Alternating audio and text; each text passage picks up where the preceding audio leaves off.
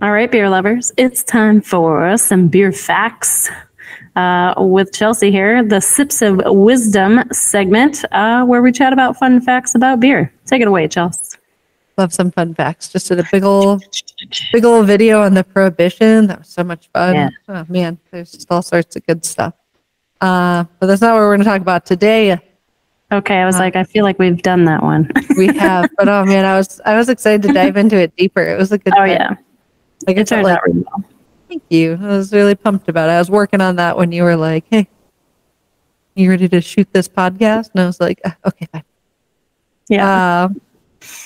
Do you know? Like, it took me a long time. I was thinking about trying to figure out what the DYK meant. Did you know? Do you know? You're doing these cool abbreviations. I mean, I'm not good enough. It's because I've been trying to write 40-character titles. Fair. Being hip. Do you know that in Belgium there is a beer pipeline? Yeah, this is big with the funnel, the beer. Oh, I can't think what that's called. Beer bong. A beer bong. Thank you. It's like it's not a beer funnel. All right, the Halve Maan Brewery. Am I saying that right? Halve Maan, 2 A's, brewing in, I don't know how to say this either. Bruges. Okay, we're going to start this one over. I meant to ask you to say all this stuff I think before. it's Halve Maan Brewery in Bruges. Bruges? All right. Bruges? All right. Hold on. Okay, we'll look it up quick. At least got to get Bruges right. I think it's just Bruges. I don't think it's Bruges.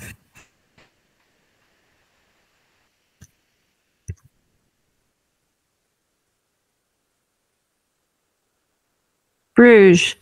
Just Bruges? Yeah. Just Bruges. All right. Halve Maan Brewery. Halve Maan. I'm going to do Maan. All right. It might be the Halve Maan Brewery. Halve Maan. Halve Maan. All right. Elizabeth, did you know in Belgium there is a beer pipeline? What? Just waterboard me with beer in a pipeline. The Halve Maan Brewery. I forgot how we say it again. In Bruges. Bruges, thank you. In Bruges, the Halve Maan Brewery in Bruges installed an underground pipeline to transport beer from the brewery to the bottling plant, spanning over 3 kilometers. How many is that in miles? It's like almost 2 miles. Almost 2 miles, which is, it doesn't make any sense. What? Like, I feel like when you have long draft lines, it makes the beer shitty. Right. So I was telling my mom about it, or Michelle, both of them, and she was like, how do they clean it? And I said, well, I didn't get into that in the fun fact part, but I bet it sucks. I bet it sucks. Yeah. Right. That would be interesting. We should look into this one more. It's a great one. So the pipeline was completed in 2016. Stretches almost 2 miles from the brewery to its bottling plant. It was developed to alleviate the logistical challenges of transporting beer through the city's narrow, cobbled streets. It shook the shit out of the beer, so they don't want that anymore. Yeah, that's you. The pipeline is 34 meters deep at its lowest point and was partially funded by a crowdfunding campaign, drawing significant support from beer enthusiasts. If I'd have known about it, I'd have been offering some cash to them as well. Hell yeah. But I didn't until now.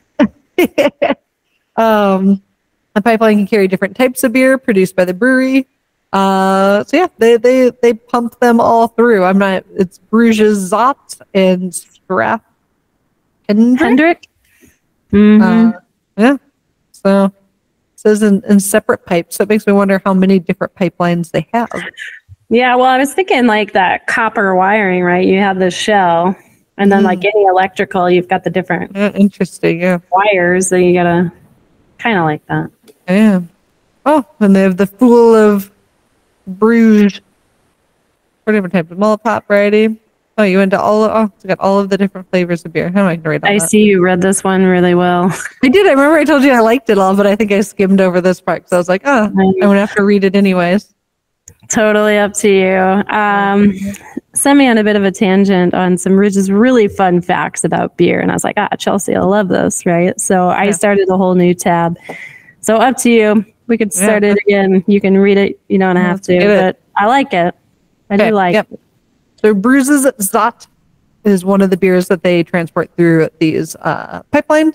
It's a blonde, and within itself, it's a Flemish gold beer. It's blonde in color. Translate to the fool of Bruges. The fool of Bruges is produced by brewing 4 different types of malt and 2 varieties of hop. The only beer that's brewed and lagered in Bruges itself. Cool. That is cool. I feel like they should have just made their bottling line closer. No shit. Like, I want to read more about that. Right? Why is it so far away? Sounds like a trip we need to take. Business expense. Yeah, why didn't we go there the first time? We'll do it next time. The Straffe Hendrik, which is one of the other beers that they pump through the pipeline, is ambered colored Belgian ale brewed with 6 different types of malts by the Halve Maan Brewery in Bruges. There's a different brewery by the Halve Maan Brewery. Yep. So different breweries pump different beer through these pipelines. Yes. In Belgium, there's a beer pipeline, but the Halve Maan installed the pipeline. Gotcha. Following now. I think one of them so multiple breweries can use it. Oh, all right. So the Halve Maan Brewery is the last authentic triple style beer brewed in Bruges. It undergoes secondary fermentation in the bottle. So thank goodness it makes it to the bottling line. Right. The pipeline not only represents an innovative solution to a logistical problem, but also serves as a testament to Belgium's enduring love for beer. In addition to its practical function, the pipeline helped ensure that one of Belgium's oldest breweries could continue operating and distributing its beers efficiently. It's also a point of interest for tourists. When the brewery is offering guided tours, visitors can learn about this unique piece of brewing infrastructure and its history. So next time you swing through Bruges, perhaps it'd be a good spot to stop and learn some beer history. I think it's a great spot we need to stop by soon, even for a quick little trip. I think we should make that happen this next year. Happy to go back to Belgium. I know. I feel like I've learned so much about Belgium in this last year, and we didn't do it bad. I think we did the touristy version of Belgium. Like, we hit up some great breweries. Like, don't get me wrong, we hit up Cantillon and Tres Fontaine, and like we hit up some really good ones. Delirium. Well, there's one I was trying to think of that was like the sour bar specifically, but I feel like as I've learned, that was a tap house though with the creeks. Yeah. Yep. There's some really cool, it's like additional history we didn't get into like the weeds of. That would be fun too. That's fair. But I am excited for you to read this next one. See how much is there going to be a Viking filter you're going to pop up with? Let's talk about the Vikings and not the football team. Beer bongs out of Viking helmets. All right. They believed in a mythical goat whose udders provided an endless supply of mead. Well, I can't say that's a legend I can get behind. Yes, you can. These soldiers, they die and go to Valhalla, and there is endless mead. Why can't you get behind that legend? From a goat's udders. All right, get after it. All right. According to Norse mythology, the goat named, I think you just said it, Heiðrún. Yep. I highlighted it. Well, yeah, but it doesn't mean I still know how to read it. Grazes on the foliage of the tree Lyraharder. Lyraharder. That is not phonetically how I would spell Ryhatter for me to be able to read that. I did my best. And produces mead from her udders. This mead is provided for, dear Lord, you just wanted to say the warriors in Valhalla. Okay, the mead is provided for the warriors of Valhalla. I have to start again. No, this is glorious. The majestic hall for those who died in battle. The story is mentioned in both Poetic Edda and the Rose Edda? Rose Edda, important sources of Norse mythology. This is just all up your alley. I don't know why you didn't read this one. Well, I wanted to see what would happen. I know you just wanted to see. I wish I would have got a bucket of popcorn. Oh man. Heiðrún stands above Valhalla. Oh man, you really set me up for failure on this one. And the mead she produces fills a cauldron large enough for the warriors to drink their fill. The depiction of Heiðrún highlights the Vikings' respect and reverence for animals, which played significant roles in their daily lives and mythologies. The endless supply of mead from the utters. Why are we saying this again? Perhaps fascinating examples of how animals are integrated in.